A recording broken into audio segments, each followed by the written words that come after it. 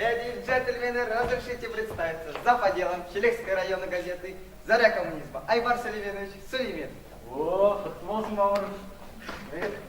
Мәс саған, біздің Айшаның ауылына жіберіп қой, оны да кеше ғана шығарып салып едік.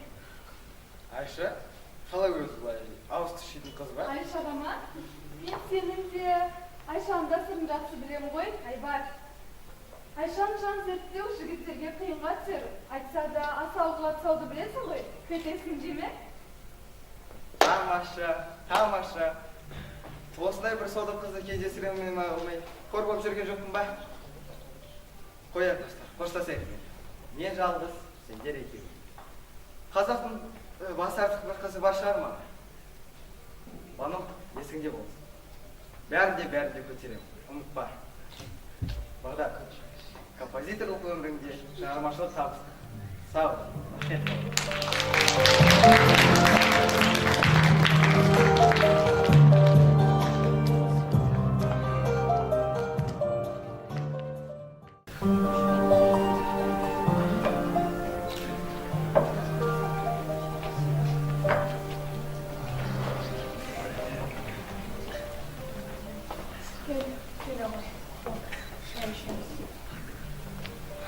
Қалай, жұмыстарың жүріп жатыр ма? Жақсы. Дұрыс болыпты ғой. Банужан ше? Банужан қалай? Ол да жақсы жұмыс істеп ғой ол. Банужан соңғы кезде тіпті өзгеріп кетті. Таң атпастан кешке дейін жұмыс деп өзіне де қарамайтын болыпты. Қашан көрсең мектеп, жұмыс деп қолынан қаламы мен дәптерін тастамай, әйтеуір өз жұмысын ғана ойлайтын болды. Жұмысы тым ауырлап кетті ғой деймін. Тым ауырлап. Ол келе отыр, шай ішеміз.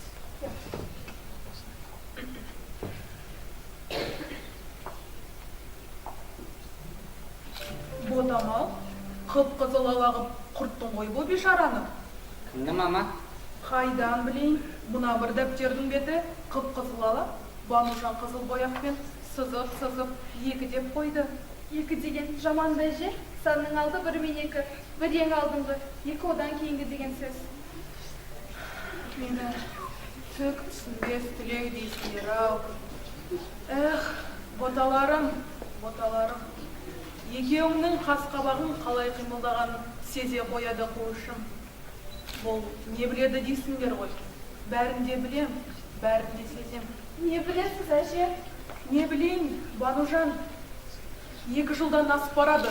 Мұна жүріс-тұрыстарың ұнамай жүрмаған боталарым. Не істедік әже? Ішіңнен тыңғыр дегендей, дерттің жаманы іштен тыңған боталарым. Не білейін, қосылғалы бері екеуіңнің бір-біріңе деген мейірімдеріңді көрген емен, соны білем. Ерлі-зайыпты жас адамдардың арасында бір жап-жақсы, жып-жылы бір қасиеттер болушы еді.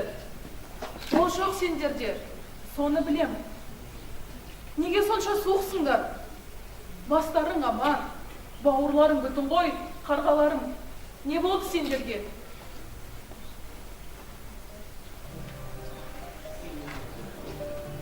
Ой, арман-ай, қандай керемет әуен еді.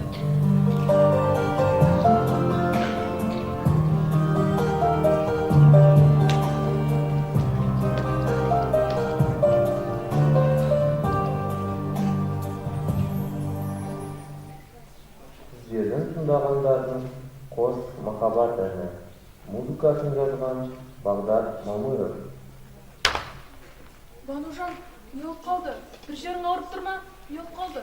Жазықсыз еді ғой. Жазығы не еді оның? Асан, Бану, кімді айтып тұрсыңдар? Әже, сіздің аса сенің алдыңда арындаса, ата-анам сендердің де алдарыңда арындаса, қош Бағдат, қош ары тұнық адалжан, айыптымын алдыңда. Естім бе әніңді? Неге үндемейсің, Асан? Айып етпе, әже, сезімнен басқаның бәрі сендердікі. Айып етпе, әже, өзімнен өзім, өз ойыма өзім күйейін. Анашым, ақ сүтіңнің қымбат-ай, әке, құдіретіңнің күштісі-ай. Қош Бағдат, қош арқылы қадалжан. Мен не істедім, әже? Менің не кінәм бар еді?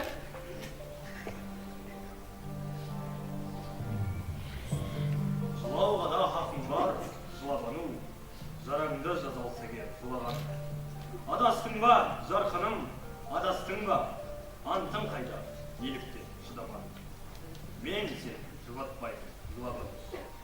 Шын сүйген шыр айналып кетпеседі, керек етсе, ажалмен чектеседі. Осынау ән, ей бағым, қайда жүрсің? Арыңның алдына кеп беттеседі. Аяймын да қуаттаймын. Халқым жазған ама махаббат дастанына аясында аспан жұбақтаймын. Жылабан, мен сен жұбатпаймын.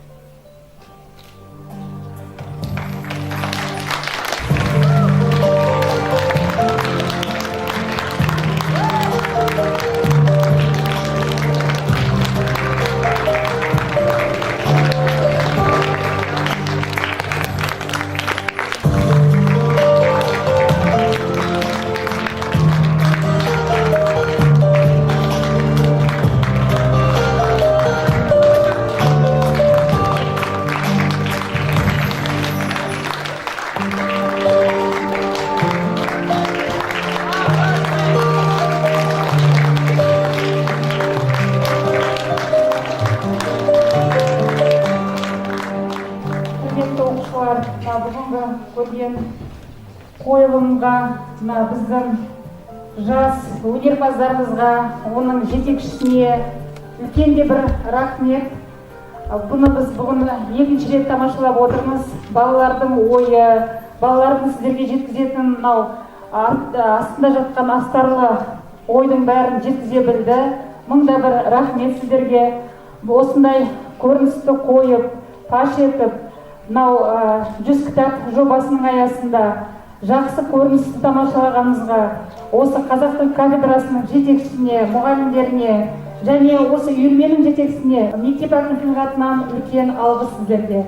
Ары қарай сіздеріңізде өнерпаз оқушыларымыз ары қарай жоғарғы белестен көріне беріңіздер. Тағы да осының жалғасы табыла берсін. 100 кітап аясында тағы да үлкен осындай жақсы көріністерді тағы да көре беретін шығармыз. Мыңда бір рахмет.